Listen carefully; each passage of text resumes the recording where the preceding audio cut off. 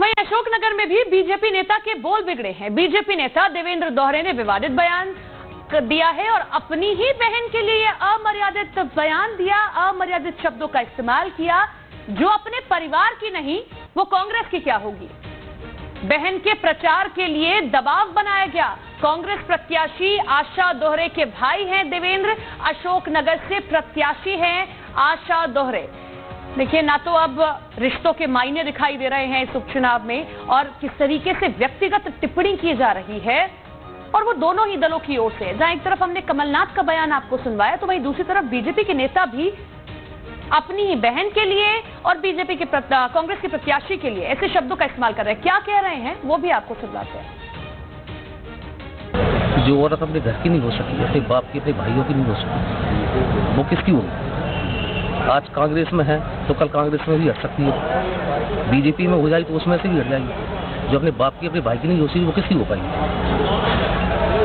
मेरे ऊपर दबाव भी आ कई प्रकार के, नहीं आप करो, आप अपनी बहन से बात करो, उनके पास जाओ, उनका साथ दो। पर मैंने मुनासिब नहीं समझा। शुरू से ही जब से उसने शादी की उसी दिन से मैंने बिल्कुल मृत घोषित कर दिया था मैंने उसको। शादी में क्या हुआ था? शादी में वो शादी छोड़ के चली गई थी। कारण क्या रहा? कारण क्या रहा था, मेरे पापा सदमे में आ गए, उसी सदमे में उनकी मृत्यु हुई। हरिशंकर हमारे साथ हमारे सहयोगी जुड़ गए हैं। हरी, शायद बीजेपी नेता राजनीति में ये भी भूल गए कि वो उनकी बहन है और हर रिश्ते को तार तार करते हुए ऐसे बयान अपनी बहन के लिए दे रहे हैं, बीजेपी कांग्रेस प्रत्याशी के लिए दे रहे हैं। ना जी, बिल्कुल। देखिए, मैं जिस तरह से आपको बता दूं कि जो उपचुनाव है मध्य प्रदेश की 28 सीटों पर, और जहां पर जो कांग्रेस और बीजेपी के नेता जो बयान दे रहे हैं, तो वो अपनी भाषा की मर्यादा को तार तार कर चुके हैं, भाषा की मर्यादा को बिल्कुल भूल चुके हैं। लेकिन अब जो आज का जो हम जो ये दर्शकों को जो बयान दिखा रहे थे, वो देवेंद्र दोहरे हैं, जो आज ही बीजेपी में शामिल हुए हैं। और दरअसल इनका कोई राजनीति से कोई बड़ा ताल्लुक नहीं है, कोई बड़े नेता नहीं है, लेकिन बीजेपी ने इनको सिर्फ इसलिए क्योंकि अपने साथ में लिया क्योंकि वो आशा दोहरे के प्रत्याशी, जो आशा दोहरे प्रत्याशी है कांग्रेस से, उनके सगे भाई हैं। और वहीं पर आज इन्होंने जो बयान दिया अपनी ही बहन को लेकर, इतना अमर्यादित भाषा का प्रयोग किया है उन्होंने। और वो ये भी भूल गए कि मैं जिसके लिए बयान दे रहा हूँ वो मेरी सगी बहन है। उन्होंने ये कहा कि जो अपने पिता की नहीं हुई, अपने भाई की नहीं हुई, अपने परिवार की नहीं हुई, वो कांग्रेस की क्या होगी।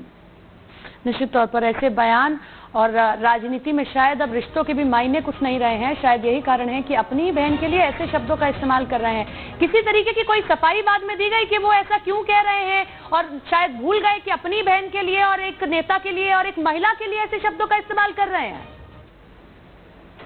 देखिए, दरअसल ये वो मुद्दा है जिसको मीडिया भी नहीं उठाना चाह रहा था, लेकिन अब मीडिया भी मजबूर हो गया है इस मुद्दे को उठाने के लिए, क्योंकि उनके खुद सगे भाई ने इस मुद्दे को छेड़ दिया है।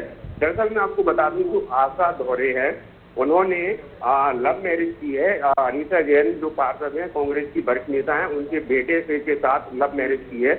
और जिस दिन शादी थी उस दिन वो घर छोड़कर चली गई थी, और अनीता जैन जो पार्षद है उनके बेटे से उन्होंने शादी कर ली थी।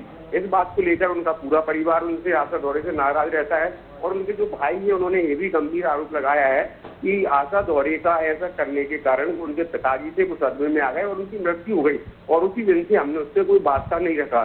तो इसीलिए वो जो सब बातें हैं वो इसीलिए कह रहे हैं। और उन्होंने ये साफ तौर से ऐसे शब्दों का भी प्रयोग किया है जो हम टीवी चैनल पर बोल भी नहीं सकते।